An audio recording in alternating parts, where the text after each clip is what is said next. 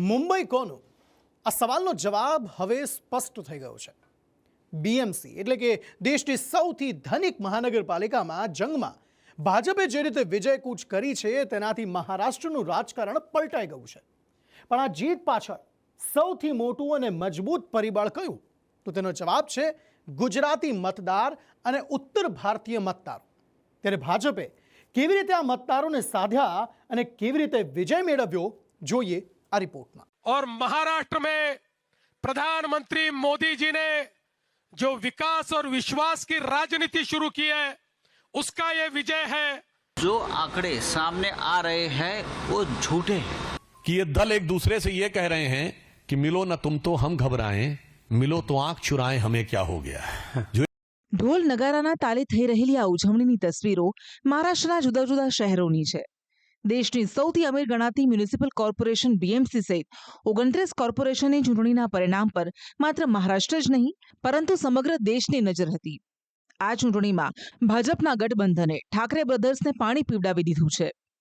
ये जो विजय है महाराष्ट्र की जनता का हमारे प्रधानमंत्री मोदी जी पर जो विश्वास है उस विश्वास की ये विजय है।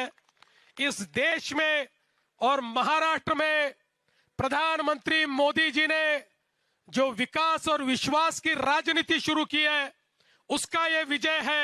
जीत का अपेक्षा भी कर रहे थे, हमें पूरा विश्वास था, हम सबसे बड़ी पार्टी उभर के आई।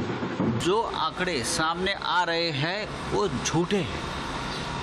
इसे मैं कहूंगा कि ये दल मोदी विरोध में घबराकर साथ में आते हैं और उसके बाद फिर जैसे ही एक दूसरे के प्रति उससे ज्यादा नफरत पाते हैं और अलग हो जाते हैं। मतलब इनके ऊपर जो इनकी चोरी हुई है उसके लिए मुझे पुराना गीत याद आता है कि ये दल एक दूसरे से ये कह रहे हैं कि मिलो न तुम तो हम घबराएं, मिलो तो आंख चुराएं, हमें क्या हो गया। जो બીએમસીમાં છેલ્લા ઘણા દાયકાઓથી શિવસેનાનું વર્ચસ્વ રહ્યું છે. પણ હવે મુંબઈના 1,24,00,000 મતદારોએ નક્કી કર્યું છે કે બીએમસીનું સુકાન હવે ભારતીય જનતા પાર્ટી પાસે રહેશે. બીએમસીમાં ભાજપ અને શિવસેના શિંદેનું ગઠબંધન 227માંથી 118 બેઠક પર આગળ છે, જેણે બહુમતીનો આંકડો પાર કરી લીધો છે. બીએમસીને અડીને આવેલી થાણેમાં પણ ભાજપનો આ કમાલ જોવા મળ્યો છે. થાણેમાં ભાજપ 50 બેઠકની નજીક પહોંચી ગઈ. પુણે મહાનગરપાલિકામાં પણ ભાજપનો ભગવો લહેરાયો છે. પુણે મહાનગરપાલિકામાં ભાજપ ગઠબંધનને 92 બેઠક મળી છે. નાગપુરમાં કે જ્યાં આરએસએસનું મુખ્યાલય છે ત્યાં પણ ભાજપે એકલા હાથે 100 બેઠકો કબજે કરી લીધી છે. મહારાષ્ટ્રમાં મહત્વની ગણાતી નાસિકમાં પણ ભાજપનો વિજયરથ દોડતો જોવા મળ્યો છે.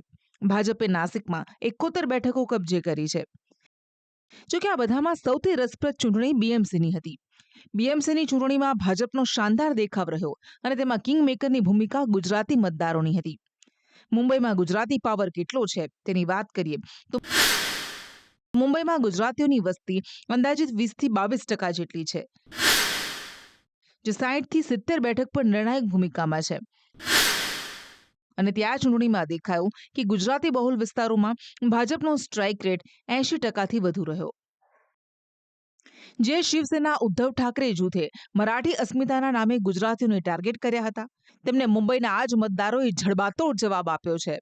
ભાજપે સબકા સાથ સબકા વિકાસના મંત્ર સાથે ગુજરાતી મરાઠી એકતાનો જે કાર્ડ ખેલ્યો તે સફળ રહ્યો છે. માત્ર મરાઠી સમુદાય શિવસેનામાં છે એ ટાર્ગેટથી જે આ બે ભાઈ લડતા હતા, રાજા રામ, એમનો એક ટાર્ગેટ હતો કે મરાઠી જનસમુદાયને ઉશ્કેરવો અને જીતવું. ભાજપે એના પર પણ અંકુશ કરેલો છે, એટલે બીએમસીમાં આ પરિણામ મળ્યું. કોઈ જગ્યાએ આપણે ત્યાં ગુજરાતમાં બિહારી, ઉત્તર પ્રદેશના લોકો રહે છે, રાજસ્થાનના લોકો રહે, કોઈ જગ્યાએ તમે જોયું ગમે તેવો નેતા હશે કોઈ બી પાર્ટીનો તો એના બધા જ પ્રસંગોમાં જશે. આમણે છેલ્લા 1 વર્ષથી ગુજરાતી જે હોય એને મરાઠી બોલવાનું ફરજિયાત કર્યું, મરાઠી બેનર્સ લગાવવાનું, મરાઠી પોસ્ટ લગાવવાનું. આ ત્યાંની લોકલ પ્રજાને પણ એ લોકલ પ્રજા બી હવે સમજી ગઈ છે કે ના, ગુજરાત જેવા થવું હોય તો ગુજરાતીઓની જેમ જ જીવવું પડશે. મુંબઈના રાજકારણમાં વર્ષો સુધી ગુજરાતી પર પ્રાંતવાદના નામે પ્રહારો થયા. એ જ ગુજરાતીઓએ આજે સાબિત કરી દીધું છે કે મુંબઈની સત્તાની ચાવી કોની પાસે રહેશે. ભાજપની આ જીત માત્ર બેઠકોની જીત નથી, પણ શિવસેનાના વર્ષો જૂના ગઢમાં પડેલું ગાબડું છે. અને એટલે જ મહારાષ્ટ્રમાં મળેલી જીતની ઉજવણી રાજ્યના પાટનગર ગાંધીનગરમાં જોવા મળી. ગુજરાત ભાજપના મુખ્યાલય કમલમ ખાતે પ્રદેશ અધ્યક્ષ જગદીશ વિશ્વકર્માની ઉપસ્થિતિમાં મહારાષ્ટ્ર જીતની ભવ્ય ઉજવણી કરાઈ. મહારાષ્ટ્રની આ બીએમસી અને અન્ય નગરપાલિકાની જીત એ સાચા અર્થમાં ડબલ એન્જિન સરકારની જીત છે.